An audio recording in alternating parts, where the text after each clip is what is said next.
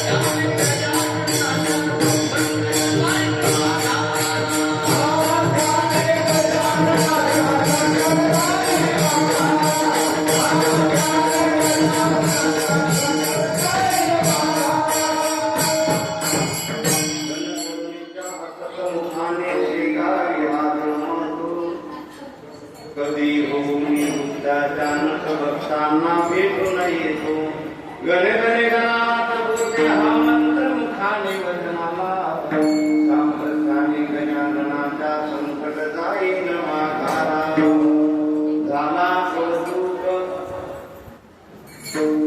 झाला कौतुक करिता रुपडी आणि काही पुढे नारायण जेवण्या पुढे धैर्या मार्ग हरवया भाग विंद्रया गेली विवेकाने जाणे सुखगीत समाजा पिकविले महाशिवंताची पुरसिकत्व उपजिले लसे तर तारीला श्रीमद भागवत करू दया ज्ञानीशाची विमलमतीने वंदन करू ओम नमो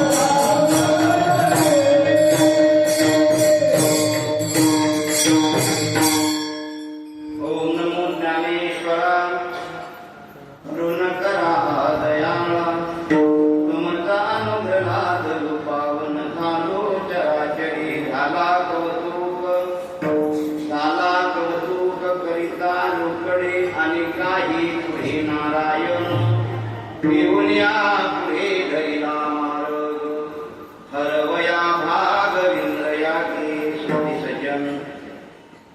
परमेश्वर परमात्माच्या कृपेने थोर संतांच्या आशीर्वादाने आणि जमलेल्या माझ्या भगवत भक्तांच्या सहकार्याने सेवेसाठी जो अभंग निवडलेला आहे जगाचे जगद्गुरु माननीय संत शिरोमणी तुकोबराय यांचा हा उत्कृष्ट 5 चरणांचा अभंग आणि दुप्पट धरून 6 चरणांचा अभंग काल्याच्या प्रसंगासाठी निवडलेला आहे. विठ्ठल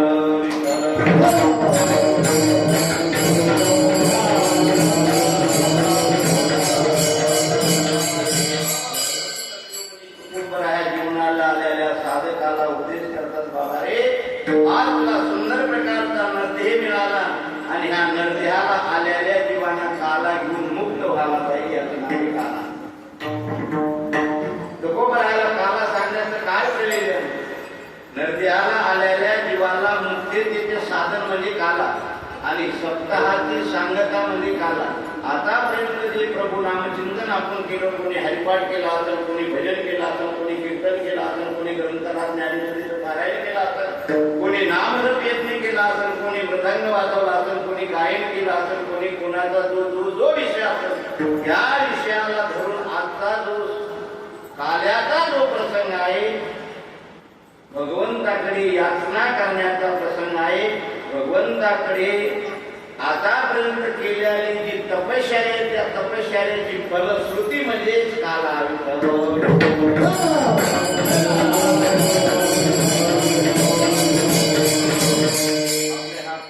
नगरामध्ये मानकेश्वर बाबाच्या दरबारामध्ये चालत आलेला हा अखंड आहे नामसप्ताह. या ठिकाणी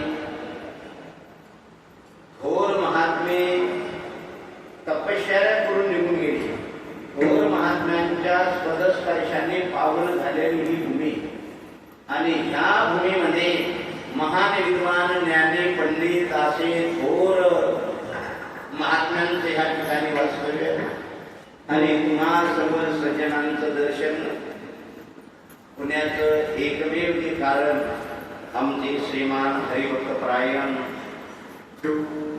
शिवलिंग आप्पा यांच्या कृपा आशीर्वादानं तुम्हा सर्व सज्जनांचं आणि वैष्णवांचं दर्शन वर्षातून एकदा का होईना तुम्हा मायबापांचं दर्शन. तुमचं दर्शन झालं मला मानकेश्वर बाबाचं आणि तुमचं दर्शन झालं की 1 वर्षभर माझी बॅटरी चार्जिंग फुल राहते. ही तुमची संतांची आणि वैष्णवांची माझ्यावर कृपा आहे. इथून गेलो की वर्षभर सारखे कार्यक्रम राहतील. आज आता 3 कार्यक्रम करायचे. इथून गेल्याच्या नंतर एक प्रवेशन करायचंय. प्रवेशन झाल्याच्या नंतर संध्याकाळी 16-15 म्हणून गावे महिला मंडळाचा सप्ताह आहे. तिथं पुन्हा कीर्तनाचा कार्यक्रम करायचा राहत. पुढे जेव्हापासून उभारली तरीपासून 1 दिवसही सुद्धा घरी नाही. सुंदर प्रकारचे कार्यक्रम मंडळी असल्यामुळं आमचे साऊंड सिस्टीमवाले दादा त्यांनाही सुद्धा खूप प्रकारचा आवाज दिला. गायनाशाही सुद्धा पवित्र समस्त गावकरी मंडळी आणि या संस्थेचे अध्यक्ष, उपाध्यक्ष, सचिव, सहसचिव, कोषाध्यक्ष, खजिनदार या सर्व भगवत भक्तांचं शब्द सुमनाने सहर्ष स्वागत, सुस्वागतम सुस्वागतम सुस्वागतम. या रंगमंडपामध्ये धर्ममंडपामध्ये उपस्थित माझी वारकरी हा माझा गुरुबंधू नवीन तयार झाला.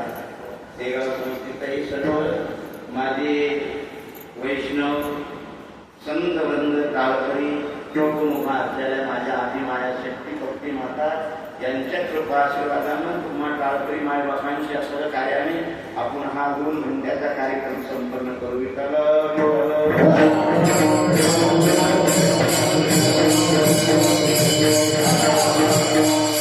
ज्यांच्या सत्यनाम या ठिकाणी उभं राहून बोलत आहे ते ओम नमः शिवाय, शिव सोम हंसाय, श्री गुरुलिंगाय नमः. सोम साधकासाठी एक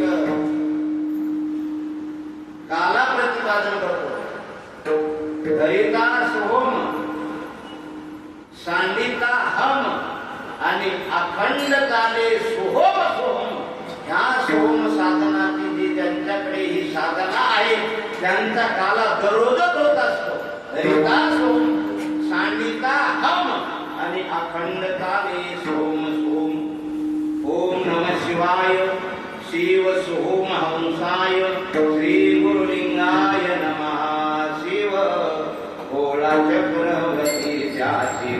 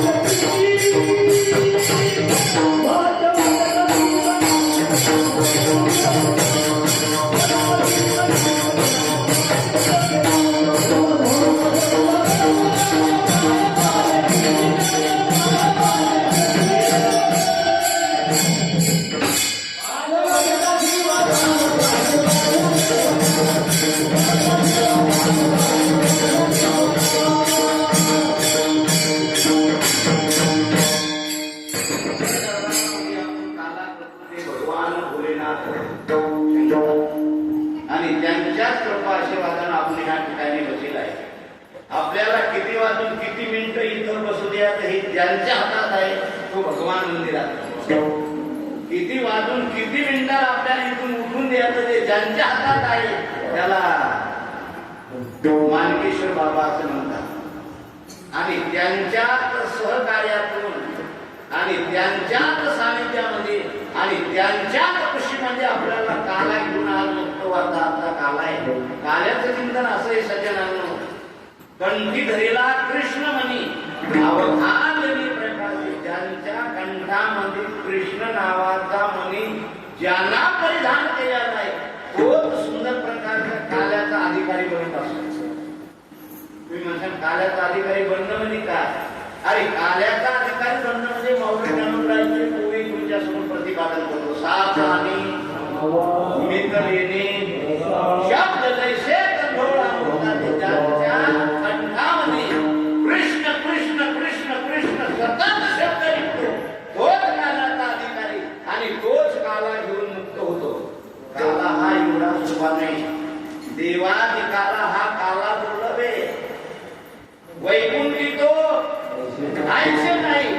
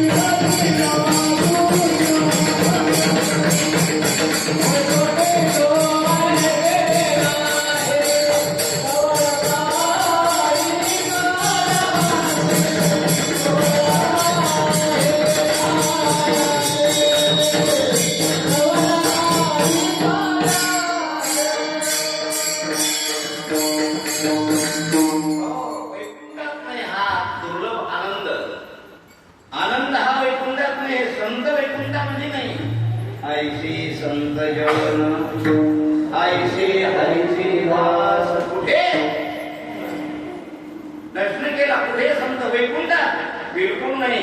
सत्यलोकामध्ये बिलकुल नाही. कैलास पर्वतावर बिलकुल नाही. ऐशी संत जन ऐशी हरीचे दास फक्त इथेच. हे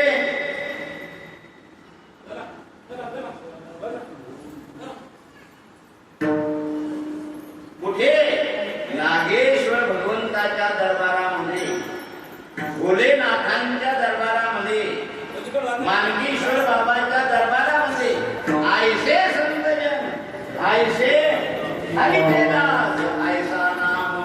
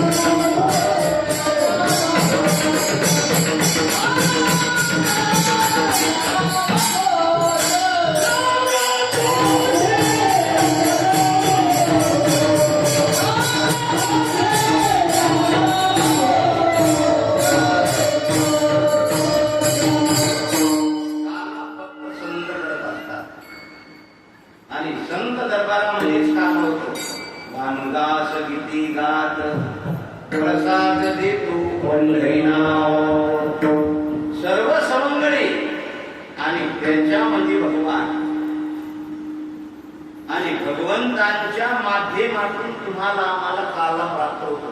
देवाच्या सानिध्यात मनुष्य गेला रे गेला तर निस्ता सवंगडीत राहत नाही, मनुष्य देव बनत असतो.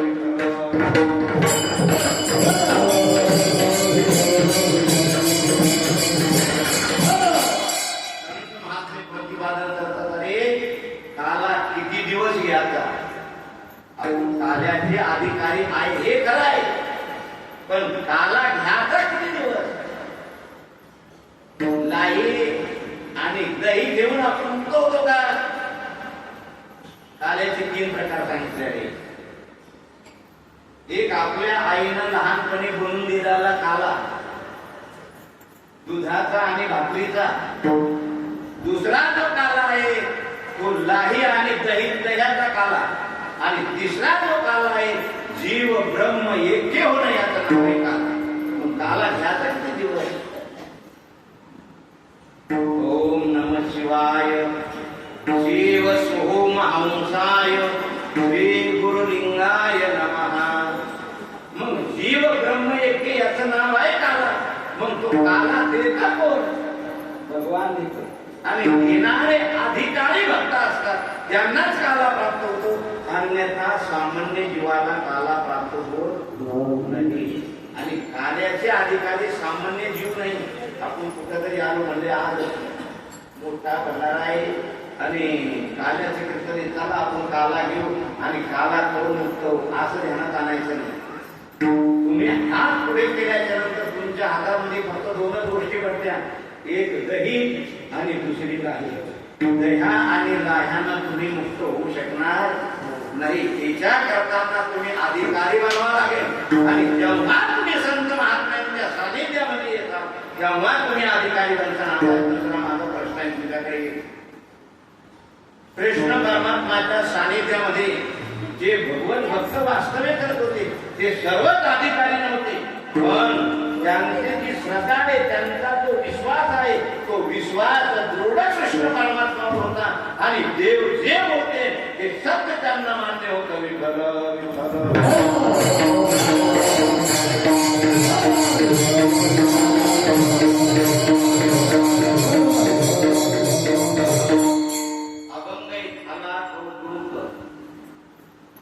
संत शिरोमणी तुकोबराया अभंगाई झाला कौतुक. रोकडे. आता कौतुकाबद्दल मला तुम्हाला आता माझा 1 घंटा टाइम राहिला. नुसतं कौतुक तुम्हाला सांगायचं, कार्यक्रमाला पूर्णही रंग यायचे, राहिल्याला उर्वांची भांडोळी बघू आता पुढे जाई योग येत नाही. नुसतं तुम्हाला मला कीर्तनाच्या 5 चरणांचा अभंग आहे आणि गुरुपद धरून चरण होते 6 चरण माझ्या अल्पबुद्धीनं सोडवल्या जात. मी आपल्याने माझ्याकडे एवढं ज्ञान नाही, मी मतिमन बुद्धीचा मनुष्य, एवढं मला तुम्हाला सांगता येत नाही. पण तुम्हाला मला कौतुक सांगायचं, एक शब्द सांगायचा फक्त कौतुक. कौतुक कोण कोणाचं करत असतंय. आई आपल्या बाळाचं कौतुक करतो. आणि मी आता ह्या ठिकाणी उभा असल्यामुळे तुम्हाला मानकेश्वर बाबा संस्थेचे जे अध्यक्ष असेल, उपाध्यक्ष असेल, आमचे संत वृंद उभे असतील, यांचं मी कौतुक करतो. याचं नावे कौतुक. झाला कौतुक, झाल्याबरोबर कौतुक. बर कौतुक काय.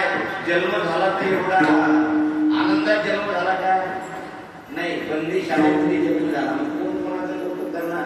आईच्या डोळ्यातून तर सतत अश्रूचे बुंद वाहत होते, सारखे बुंद वाहत होते. 6 मार्ग म्हणले, 7वा योग माईनं नेला आणि 8व्यांची कशी गती होईल आता या काय सांगा. वसुदेव बोले देवकी प्रती तुझ चिंता न वाटते चित्ती. 8व्याची कैसी गती होईल निश्चिंती कळावे. डोळ्यातून अश्रूचे बुंद वाहत होते. कसं करा ही चिंता होती. पण जन्म झाला पुढे बंदीशाळेमध्ये. आता कौतुक का दुःख. आई तर रडत होती, पण बाळानं आईचं कौतुक केलं. आई तू का रडती. मी दृष्टांचा नाश करण्याकरताना हा मूर्ती लोकांमध्ये अवतीर्ण झालो, तू कशाला चिंता करते. कोण कोणाचं कौतुक करताय. मुलगा आईचं कौतुक करतो, आई तू का चिंता करते? तुला चिंता करण्याची काही गरज नाही, बाळा बंधन नाही, पलीकडे जाता येत नाही आणि जाण्याची व्यवस्थाही सुद्धा नाही. वीर अंधारे, रात्रीच्या 12चा टाइम आहे, जावा कसं चिंता पडली. मन तीरक्ष पाळ आता माझा जन्म झाला की तुम्हाला इथं कोण आहे आणि कुठं घेऊन जा म्हणजे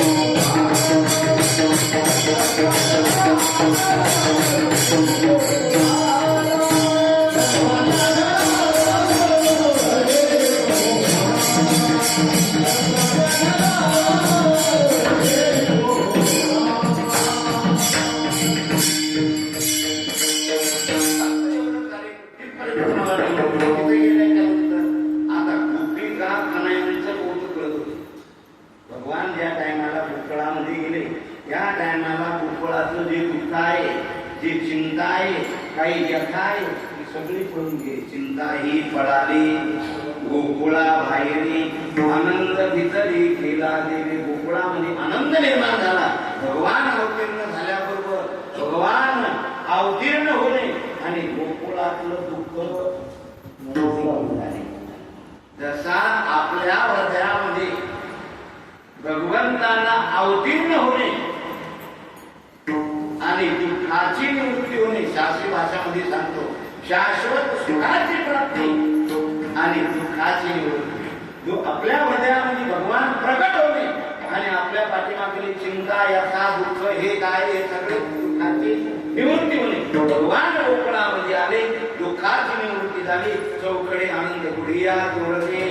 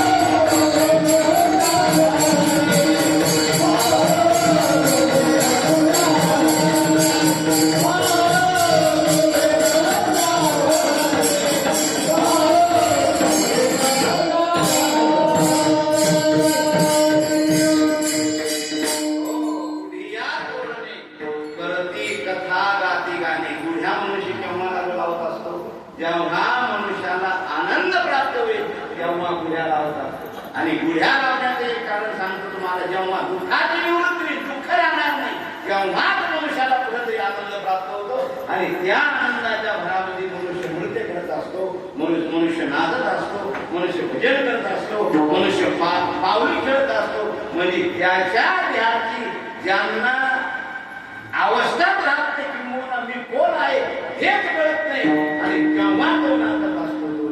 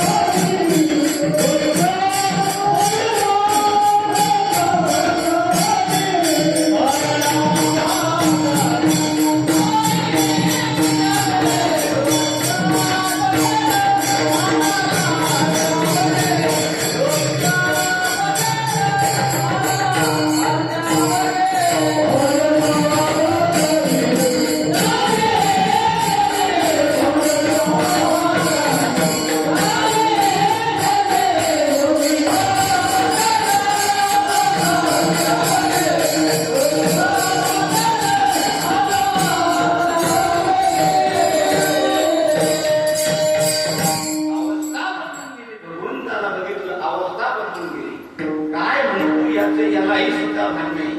मी कोणता राग म्हणतो, विप्लास म्हणतोय का मालक म्हणतोय का यमन म्हणतोय का दुर्गा म्हणतोय का थोडी म्हणतो का बैरज म्हणतो याला ध्यान नाही. विसरून गेला भगवंताला बघितलं सर्व विसरून गेला आणि प्रभू नाम चिंतन करू लागल्या. गोपिका कशा गवळणी तसेच आणि सौंदर्य सुद्धा तशा. आता दही दूध विकणाऱ्या जाणारी गोपिकांना दही म्हणाव, दूध म्हणाव, ताक म्हणाव, म्हणाव तरी असं ही पदार्थ आपल्या सोबत आपण घेतलेला आहे असं म्हणायला पाहिजे. दही घ्यावं, दूध घ्यावं.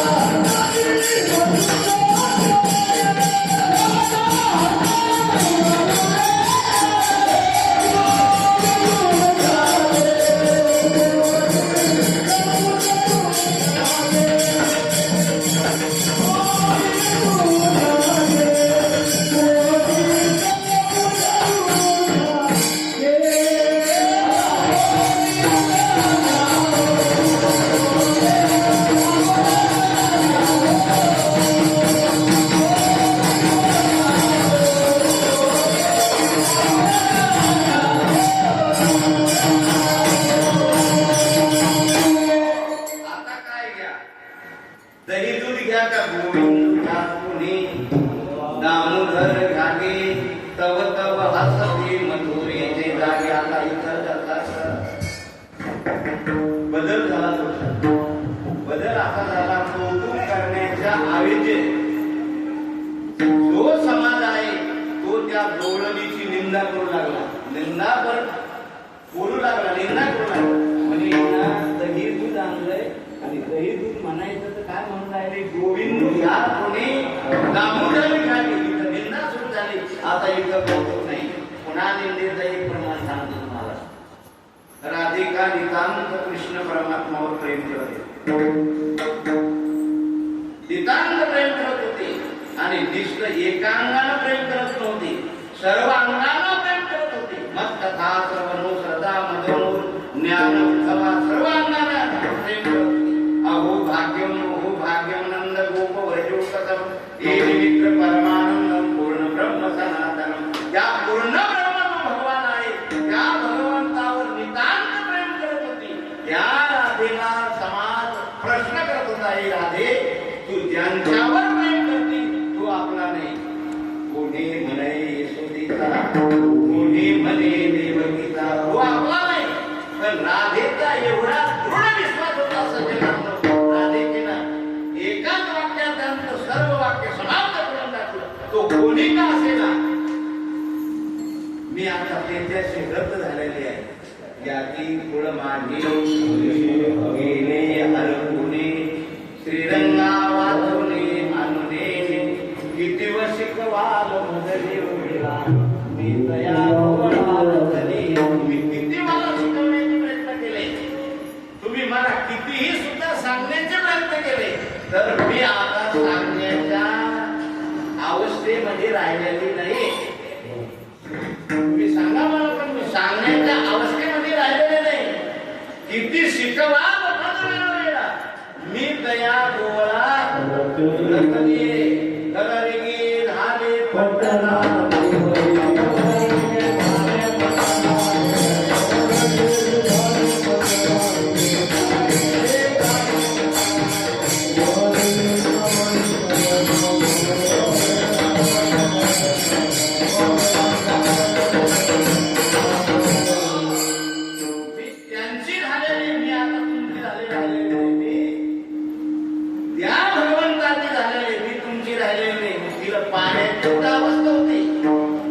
भगवंताला पाहायला जाण्या करताना बंधनात होती ती राधी ही स्वतंत्र नव्हती वेदांच्या श्रुतीचं जर वर्णन करायला गेलं तर 4 प्रकारच्या श्रुती होते वेदामध्ये आणि 3 प्रकारच्या गवळणी होत्या गोपिका होत्या कोणी सुना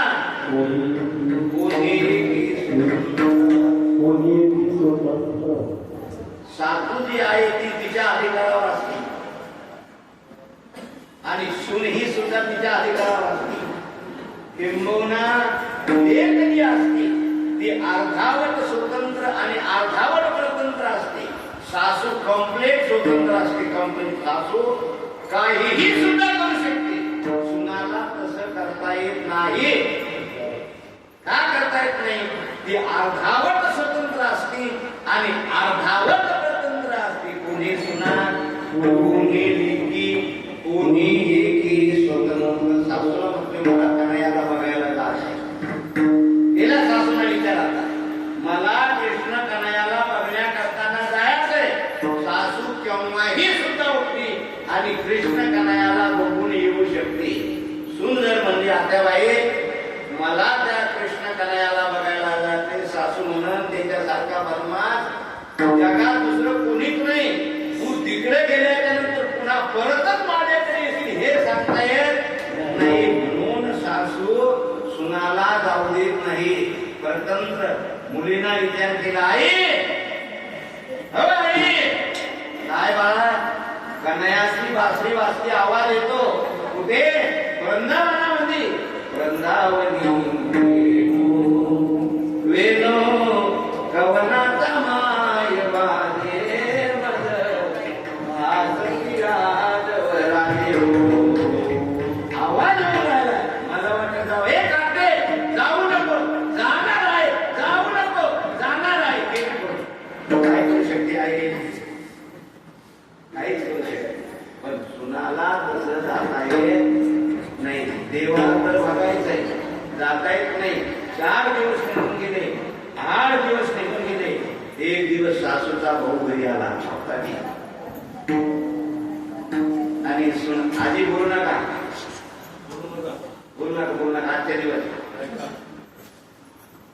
भाऊ घरी आला आणि सुनाला सांगितलं गंगो काय आता बाई पाणी घेऊन ये सुनाला सांगितलं पाणीच घरी नाही सगळे भांडे कुंडे रिकामे करून टाकलेले घरीच नाही मग पाणी घरी कसं काय नाही रिकामे भांडे झालेले सगळे मग आज पाणी घरला ओलांडुनी करिता करी तांदून दिला आणि कन्हैयाला बघण्या करताना एवढी क्रिया करावी लागली शेवटी सून असतानाही सुद्धा त्या भगवंताला डोळे भरून बघितलं डोळे भरवण्या पाहिन तुझी मोख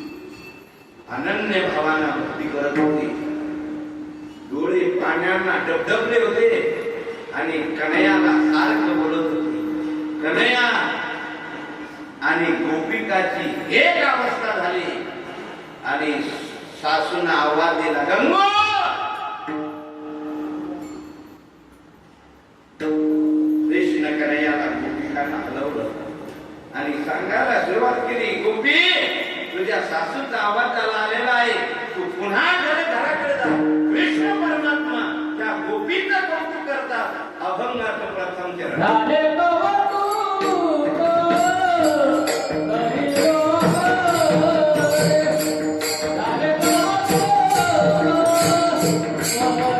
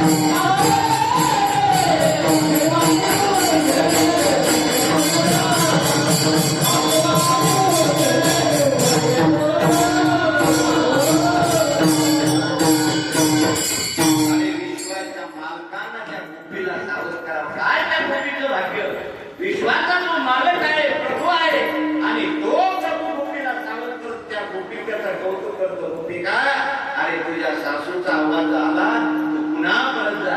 भांड भरलं आणि ती गोपिका परत आली. सासून प्रश्न केला, एवढा टाइम गेला कुठं होता तुझा? पुन्हाही सुद्धा कृष्ण परमात्मानं तिच्यावर मायेची छाया टाकली, तिलाही सुद्धा कळालं नाही माझी सून इतक्या वेळ कुठं गेलेली होती. नितांत प्रेम करणारी गोपिका, आणि त्या गोपिकावर कृष्ण परमात्मा प्रेम करतो, आणि प्रेम करत असताना तिच्या अज्ञानाची निवृत्ती करून परमात्माची प्राप्ती करून देतो. त्याचं नाव आहे कौतुक. त्याचं नाव काय? कौतुक. झाला कौतुक करिता लोकडे अनेकाही पुढे नारायणा. राधिकेतही सुद्धा कृष्ण परमात्मा कौतुक करत होते. नंद राजाच्या दरबारामध्ये नंद हो, ज्यांच्या अंतःकरणामध्ये सतत आनंद राहतो, त्याचं नाव नंद. नंद कोण? त्यांच्या अंतःकरणातला आनंद केव्हाच कमी होत नाही, त्याचं नाव नंद. यशोदा कोण? तिच्या प्रपंचामध्ये कधी अपवेश आला नाही, सर्व काळ वेश आहे ती यशोदा. आणि त्या वाड्यामध्ये दिवा भेटून होते पहिल्यांदा नंद राजाच्या दरबारात, आणि नंतर गोकुळातले जीवे लागत होते. राधिका प्रथम तर ती स्वतंत्र नव्हती, पण योग असा सज्जनांना एक दिवस सासू गावाला गेली, आणि राधिकेला दिवा लावण्याकरताना नंद राजाच्या दरबारात जावा लागला. बालकृष्ण 5 वर्षाचा दुडदुडून येते, रांगत होते, खेळत होते, इकडून तिकडून फिरत होते. भगवान दिवा लावण्याकरता गेली. दिवावर दिवा पेटवायचा आणि आपल्या घरी न्यायचा. ज्योतशी ज्योत जगाशी चलो, प्रेम की गंगा बहाती चलो. गेली राधिकाने दिवा लावायचं, पण कणायावर नजर गेली. ज्योत तिथं लावायची ती नजर बदलली, आणि आपला पदर त्या ज्योतीवर घेतला गेला. राधेचा पदर भेटला तरीही सुद्धा राधे ते बांधावर नव्हती. कन्हैयाना पळत येऊन तो पदर भिजवला. राधे यासारखं काय करते? तुझा पदर पेटलेला आहे. राधेला एकच प्रश्न दिला, विश्वाचा मालक जर माझा पदर भिजवत असेल तर माझे भाग्यवंत जगामध्ये कोणीच कोण माझे इतकं भाग्यवंत? जर माझा चेतणारा पदर जर भिजवत असेल तर कोण माझे इतकं भाग्यवान आहे? राधे येण्यासारखे करू नको, सावध होय. राधी सामान्य बाई नव्हती, सामान्य गवळण नव्हती, वेदांतली श्रुती होती. राधिका श्रुती नेती नेती म्हणती एको गोविंद रे, ती राधिका. सामान्य राधिका होती का?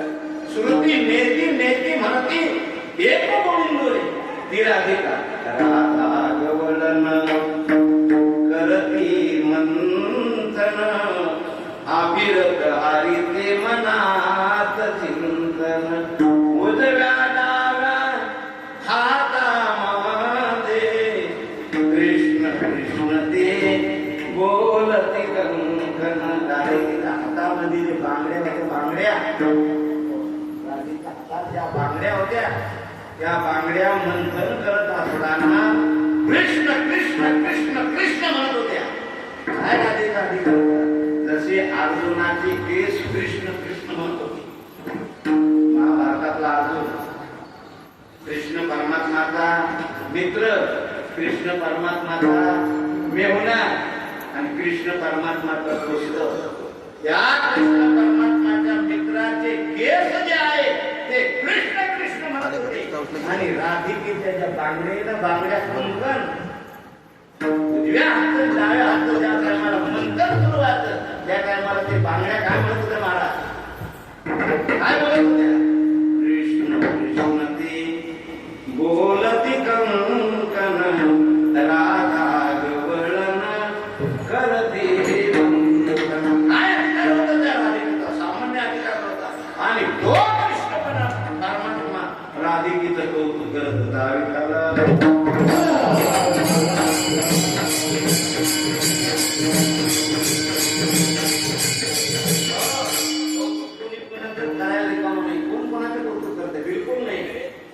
पण कौतुक करण्या करताना कसा अधिकारी लागतो? ब्रह्मनिष्ठ लागतो, विद्वान लागतो. तद्विधी प्रणिपातेन परिप्रश्नेन सेवया उपदेशिते ज्ञानी नसतो. आणि विचारणारा लागेल, विचारणारा लागेल ना. शिवाजी महाराज पुढचा बोल कोणताही सांगा. दतंकित पुढे काय सांगा. तत्विधी करून पाहते न परी प्रश्नेन शिवया उपदेश ते ज्ञानम ज्ञानी नसतत्व दर्शन. एवढं झालं, पुढं काय सांगा. पुढचं काय ते बोला आणि त्यांना त्यांचं कौतुक करायचं. सांगायला सुरुवात केली, कौतुक करतात. बाबा आई हा काला वैकुंठात नाही, हा काला वैकुंठात नाही. सुंदर प्रकारचा तुला देवाने नंदी दिला. अवट हात कामानवती आल्लाने तुझ दिया हाय आम्ही या सुतसे सूर्या पुन्हा कजवाना होया. सुंदर प्रकारचा नंदी दिला आणि नदी दिला तर भांडण करण्याकरताना नदी दिला नाही, तंबाखू खाण्याकरताना नदी दिला नाही, गांजा पिण्याकरताना नदी दिला नाही, शेजाऱ्याला भांडण करण्याकरताना नदी दिला नाही, शेजाऱ्याची वैरण चोरून आणण्याकरताना नदी दिला नाही, एकूण एकाचं वाईट करण्याकरताना नदी दिला नाही, दारू पिण्याकरताना नदी दिला नाही. मग नदी दिला कशासाठी.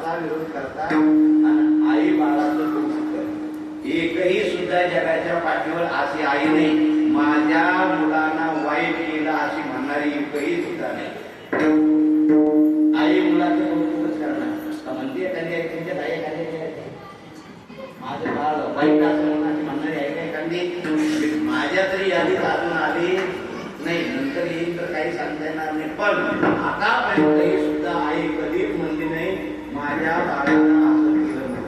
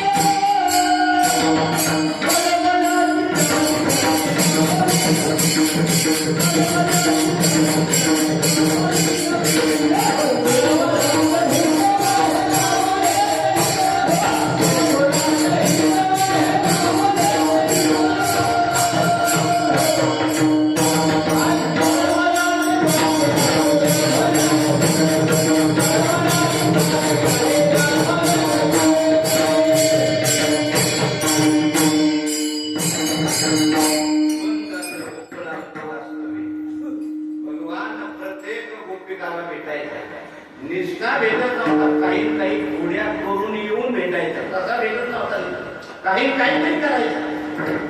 असा गोकुळामध्ये पोळ्या केल्यामुळं सर्व गोपिका एक दिवस जमा झाल्या आणि त्यांना मीटिंग घेतली आणि म्हणायला सुरुवात केली आपलं दही दूध तूप लोणी हे सगळं जात आहे. त्याच्यानंतर याची नुकसान होती हे करत कोण असेल विचार करू लागला. करत कोण असेल. मग आपला मुलगा म्हणावा तर आपला मुलगा स्वतंत्र तसा करणार नाही. सून म्हणावं तर सूनही सुद्धा तशी करणार नाही. हे भगवंताच्या कानापर्यंत शब्द जाऊन पोहोचले. सर्व सौंदर्य कृष्ण परमात्माला आणि पुन्हाही सुद्धा 8 दिवसाच्या नंतर तो कार्यक्रम सुरू केला. केल्याच्या नंतर अडचण अशी झाली सज्जनांनो, काम करायचा पण 3 वाजल्यापासून घरामध्ये घुसायचा.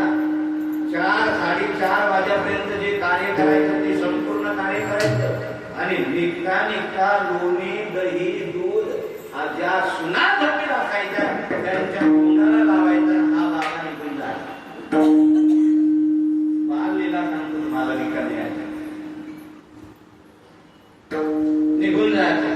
निघल्याच्या नंतर सासू सकाळी उठायची. पुन्हा डेरी बघितले तरी रिकामी व्हायचे. पुन्हा इकडे तिकडे सांडून जायचं. हे करतं कोण म्हणून नेमकीच सून सासू सुनाकडे गेली. गेल्याच्या नंतर तिच्या तोंडाला दही लागल्या. सासूच्या मनामध्ये शंका. सासूला सुनाईची ताबडतोब शंका येते. सून कितीही सुद्धा पवित्र जर असेल तर सासूला सुनाईची ताबडतोब शंका येते. शंका आली नक्की सुनानं खाल्ला बदल होती. ताबड गेली सासू. त्याला काय परमिशन काढायचं काम आहे कोणाला विचारायचं काम आहे. सासूला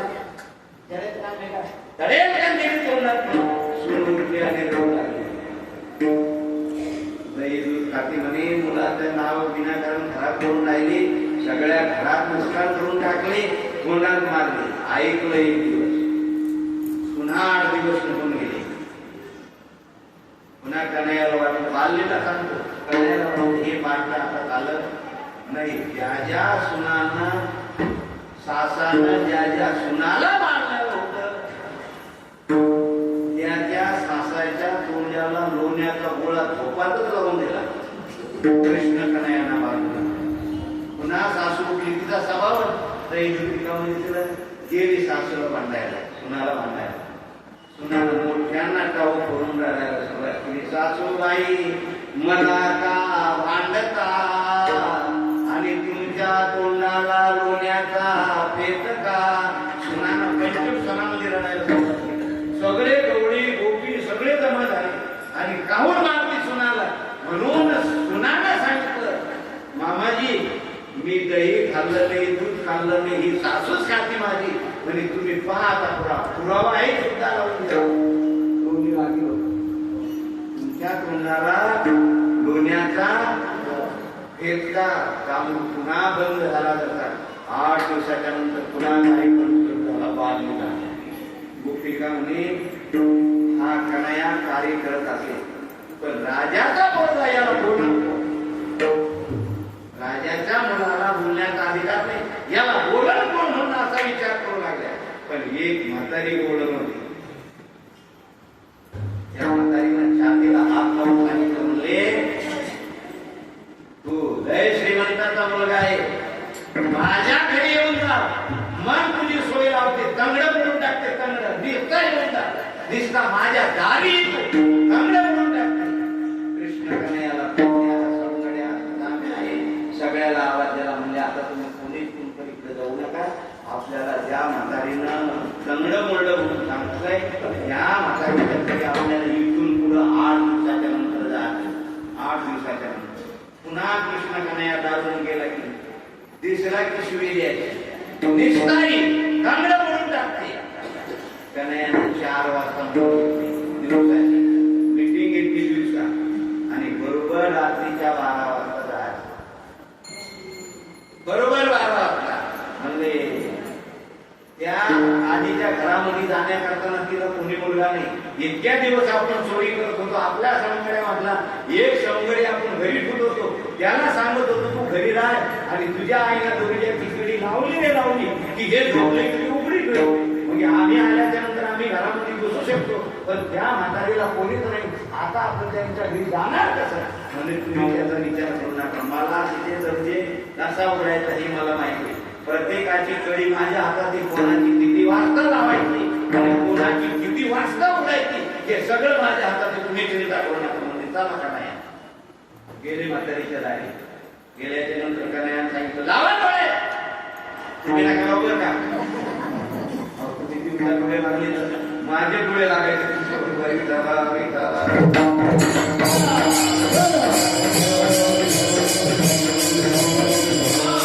लावा म्हणे डोळे लावून आणि सगळे सोंगडे आत आले. तरी दूध होती सगळं ठिकाणा करून टाकला. ठिकाणा केल्याच्या नंतर निघायच्या काय मला सोंगड्या म्हणजे तुम्ही आता निघा. कन्हैया जावा लावा डोळे पुन्हा. डोळे लावले भगवंताच्या कृपेने लगेच बघितले सोबतच झालं. कृष्ण कन्हैया एकटेच मागे झाले. त्या डोळ्याला लांब लचकी जाडी होती आणि गोपिका येणी घालत होती. कृष्ण कन्हैया जवळ गेला आणि लाडीची आणि वेणीची गाठ बांधून दिली.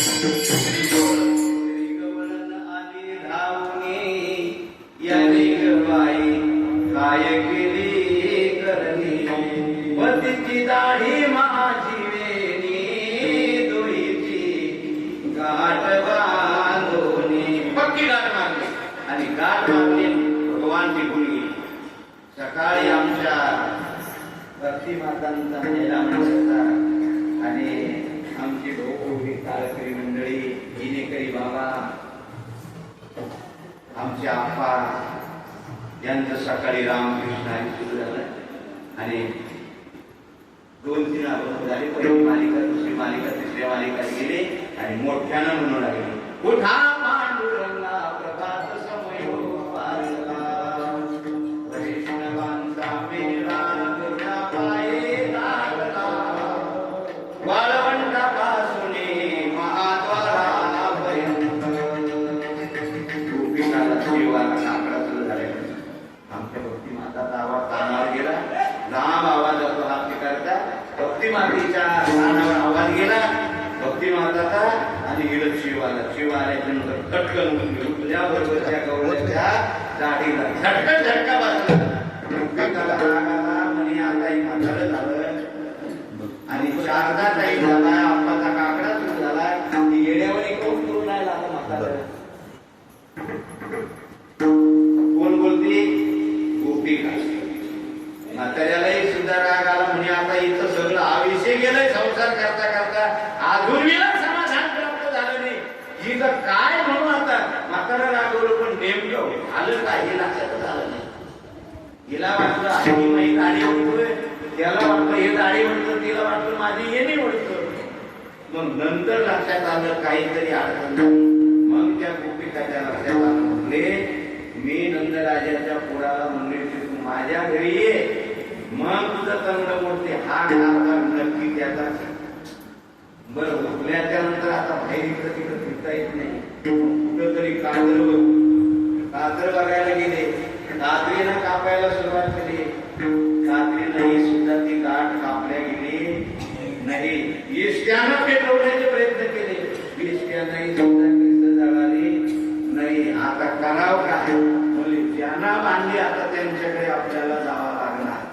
तोपर्यंत कृष्ण परमात्मा गोपिकाला सगळं जमा केलं होतं सौंगाड्याला आणि सांगितलं होतं ह्या गोपिकांच्या घरी आपल्याला खेळ करायचा.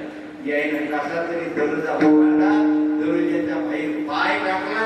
कृष्ण परमात्मानं हुर्या म्हणून आवाज दिला, हे सोम पुढं आणि करायला लागलो पाठीमाग. कृष्ण कन्हैया तोपर्यंत आपल्या आईच्या मांडीवर जाऊन बसले आणि ह्या गोपिकांना बाहेर जाऊन आवाज दिला, ते सुदे आवाज दिला. पुन्हा माईक बरी तुमचा बंद झाला, बंद झाला आवाज दिला पुन्हा, हे सुदे कृष्णाला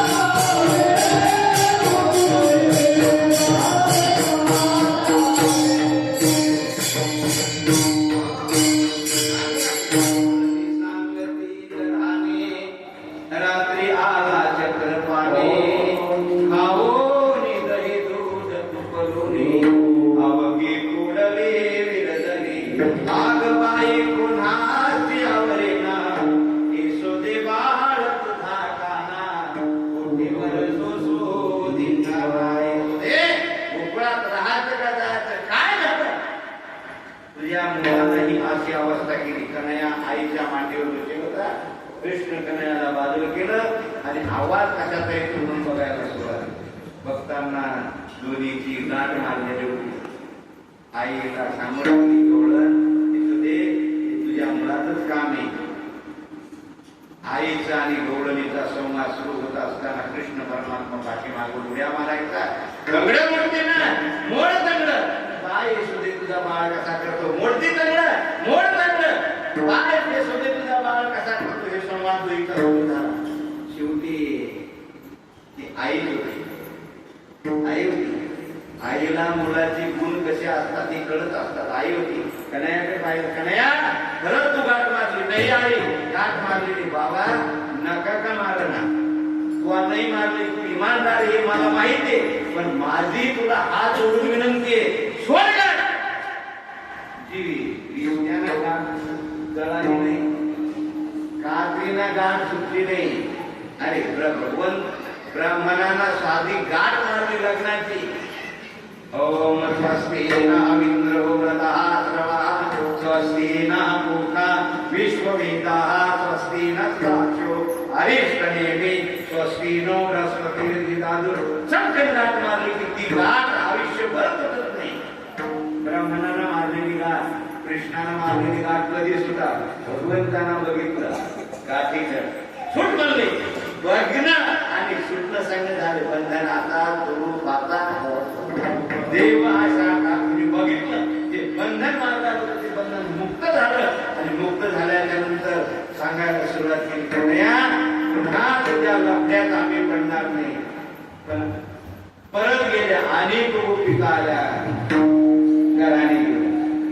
दुसरी गवळण आली धावूनी, धावत याने गबाई काय गेली मात, गळ्यामध्ये घालून हात, मुखाशी मुख चुंबेन, धरुदाता हा धरवेना, देशोदे बाळ तुझा काना. पण मग आईला वाटलं माझा बाळ असं करणार नाही, पण ह्या गोपिकाचं म्हणणं तिथं करत असणार काय म्हणून कन्हैयाला विचारलं. कन्हैयानं सांगितलं, आई मी ह्या गोष्टी बिलकुल करत नाही. आईला गॅरंटी आली आणि आईनं बोलायला सुरुवात केली, तुम्ही म्हणता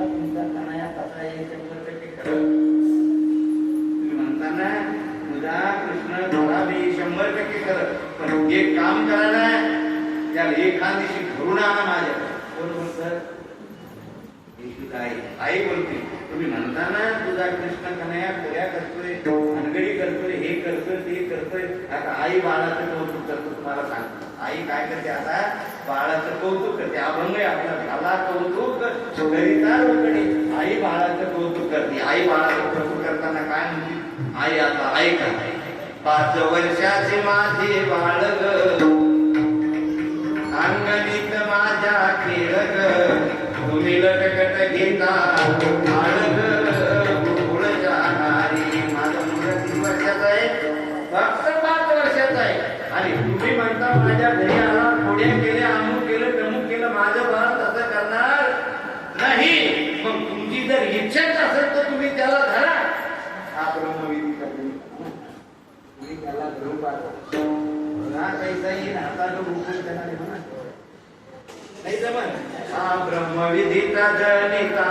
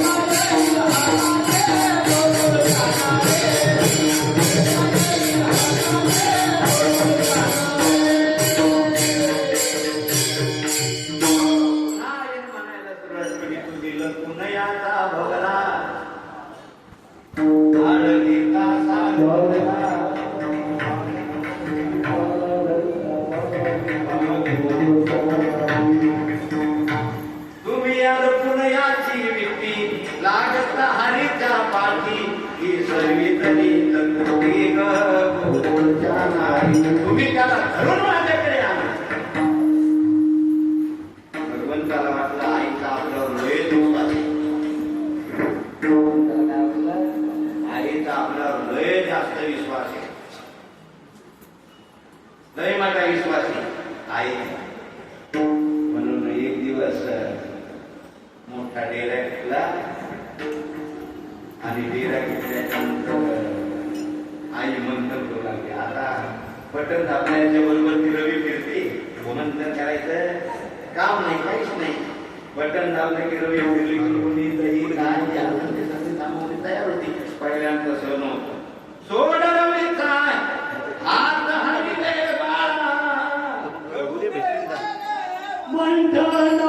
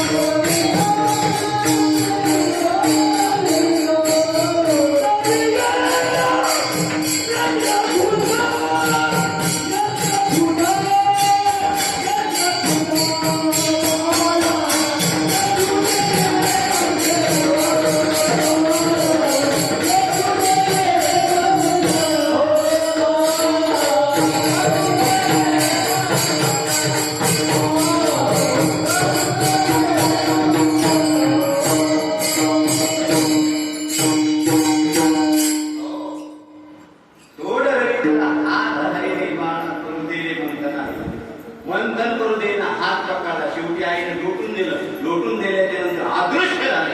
भगवानच नाही, बाळाला लोटून दिलं. बाळ लोटून दिल्याच्या नंतर आईच्या तोडणे कुठंच नाही. अदृश्य झाले. दिसणं भगवान बारीक घेतलं आणि डेऱ्यात बालीला सांगतो मालकी का नाही. डेऱ्यामध्ये जाऊन बसलो आणि आईचं चाललं नंतर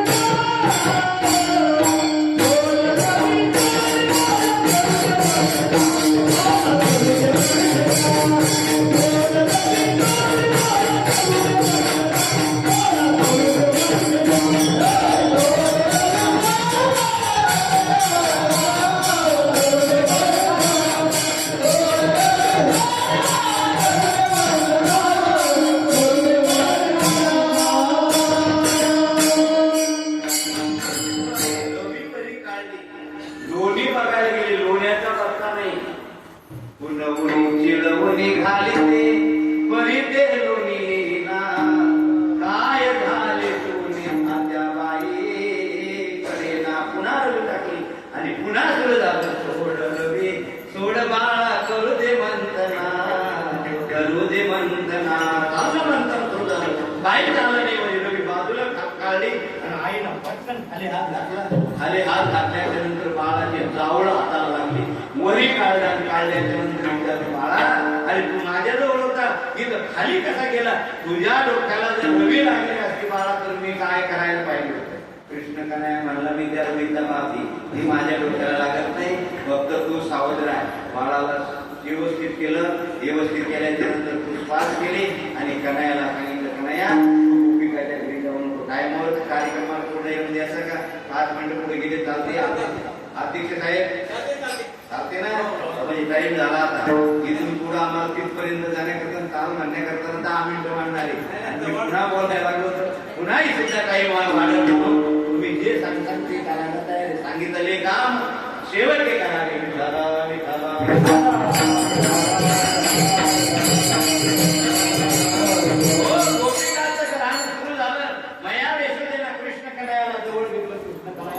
आणि जवळ घेऊन सांगायला सुरुवात केली कन्हैया अरे बाळा पुढ्या करू नको. कोण बोलतात? आई मुलाला प्रतिपादन करते बाळा अरे पुढ्या करू नको, चिंता करू नको सांगायला सुरुवात केली. आपल्या घरी काय कमी आहे?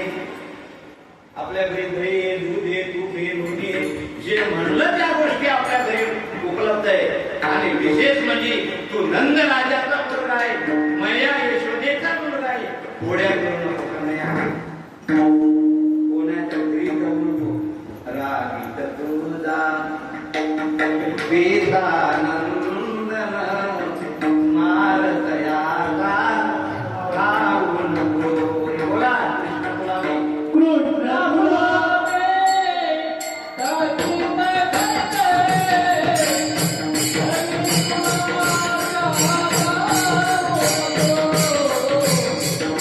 Oh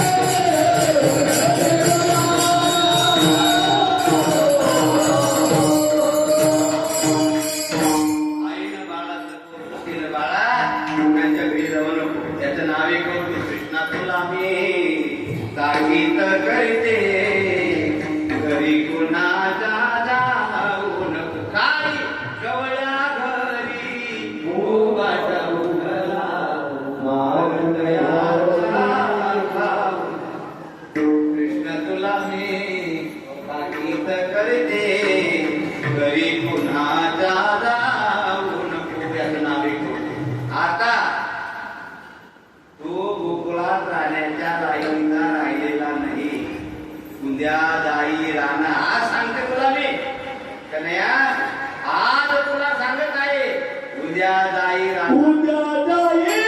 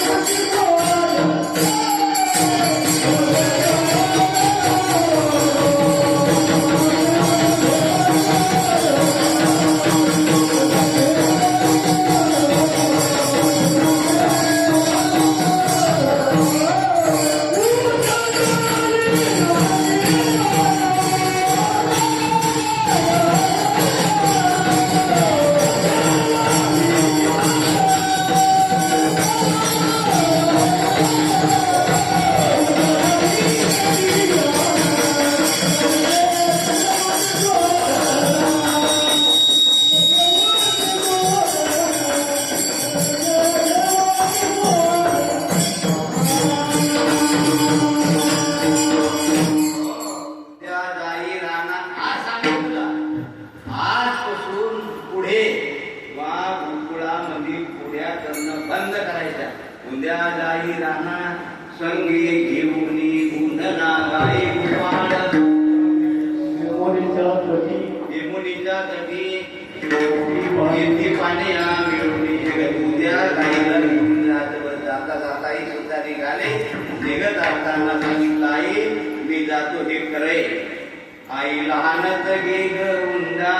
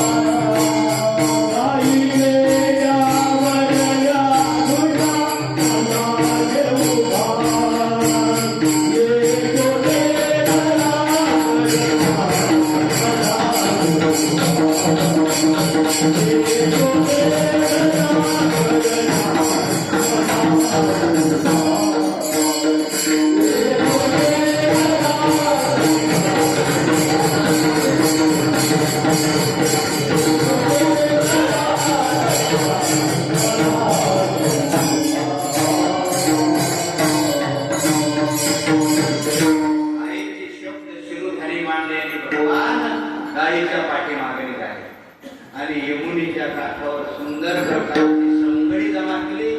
तू हमामा अनेक खेळ त्या ठिकाणी मांडले. संगडी कंटाळून गेली सर्व संगडी आणि जवळ आली. सांगायला सुरुवात केली, कन्हैया खांदी भार पोटी भूक काय खेळायचे सोबत झाला. आता खेळणं आता भुका लागला. भगवंतांना सगळे संगडी जवळ घेतले आणि आता ती काला करणार. एकदा सगळे जण प्रेमाने भजन करावे. गोपाल कुमार